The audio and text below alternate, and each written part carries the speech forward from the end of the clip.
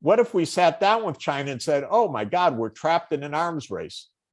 Why don't we both move to de-escalate together? And we'll make, if you cheat on us, we'll never cooperate with you again, what's called a trigger strategy. But let's get the benefits of cooperation. Well, how can you do that? You have to negotiate. You have to create mechanisms of ongoing communication. You have to create threats that if one side cheats, the other side will pay the consequences. But what we know from game theory is that we don't have to live with the stupid Nash equilibrium. Human beings are perfectly capable of cooperating. They're perfectly capable of going from 0, 0 to 5, 5. And that's why every day I suggest to the US government, don't tell me what China's going to do, talk to China. Because there are so many areas of joint benefit: climate change, fighting global poverty, global economy, stopping COVID. All of these things would be much better done if we're cooperating. And don't tell me that we can't move from 0, 0 to 5, 5. You guys aren't even trying, I say to my friends in the government. Because they say, oh, we know China's going to escalate. I say, how do you know? Well, look at the picture. I say, yeah, but talk to them, because they're big gains of cooperation. So don't settle for this Nash equilibrium, which is not a true human equilibrium. It's only an equilibrium if you simply take as given what the other side is going to do. Then you arrive at the wrong conclusion. And I believe that American policymakers believe that China's actions are fixed and hostile. That's how we act. We even say it in our security documents that China and Russia want to shape a world antithetical to US values and interests. You know what I say to that? Nonsense. Because going to China several times a year for the last 30 years, it's not true. What China wants to do is be prosperous, powerful, capable, secure, just like we do.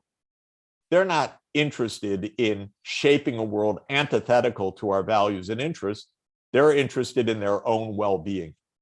And their own well-being is enhanced by cooperation with the United States, not by confrontation with the United States. If we take as given that they're out to destroy us, okay, we'll end up in a non-cooperative arms race. But if we actually realize how big the gains from cooperation are, we'll end up in a better place. I think what's really going on, though, is something more basic, which is the US has high anxiety about China's economic rise. And the reason is mainly that China was poor 40 years ago. Now it's not as rich as the United States, but it's had a big increase in the economy. And because there are 1.4 billion people in China, more than 4 times the American population, that looks threatening to Americans. But it should not be, it is not threatening per se, it just looks threatening. And there's a basic misunderstanding. And this graph, I think, can help to explain what's happening. It's a little bit busy, and let me just describe. These are the shares of the world economy of different regions. So the United States is the blue line. Back in 1820, at the beginning of this graph, the United States was a couple percent of world output. By 1945, we were 30% of world output. Victorious in World War II, industrialized, powerful, and we felt we're pretty invincible. We're the biggest economy in the world. And that's the blue line. But since 1952, our share of the world economy is diminishing because other countries are developing, especially in Asia.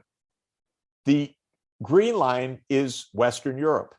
Western Europe industrialized even before the United States. The UK was the first industrial economy. And so Europe had a bigger population and earlier industrialization. And that's why in the 19th century, the British Empire ruled the world. But Europe also had a relative decline. Now look at the red line. That's Asia. In 1820, Asia was 60% of the world population. And the reason is everybody was poor, but most people lived in Asia. And 60% of the world lived in Asia, and incomes were the same everywhere. And so 60% of world output was in Asia, especially China and India.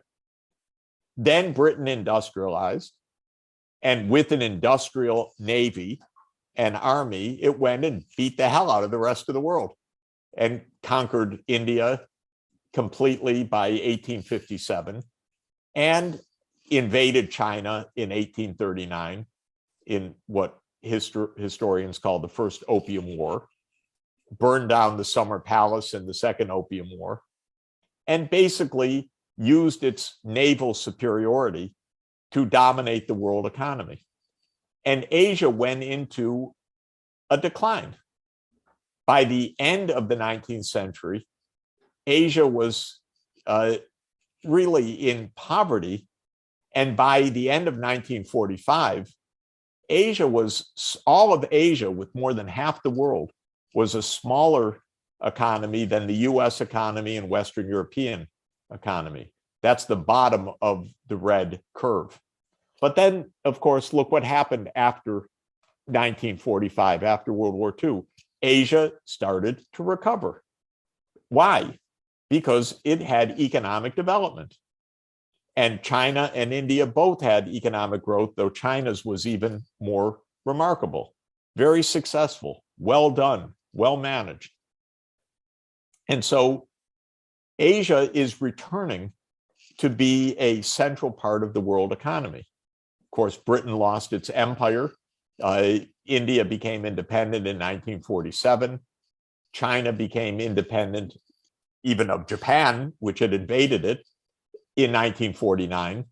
And based on that national sovereignty, both countries expanded considerably, as did many other parts of the Asian economy. So we're in a different world now. And another way to see that is that the Western world and the East Asian world are about the same size economy now. If you add in the US and Europe together and compare that with China, Japan, Korea, and Southeast Asia, it's the same size now. So this is the big historical change.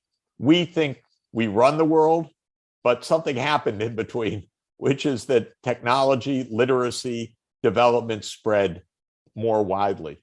So I believe that's not because the other side is evil.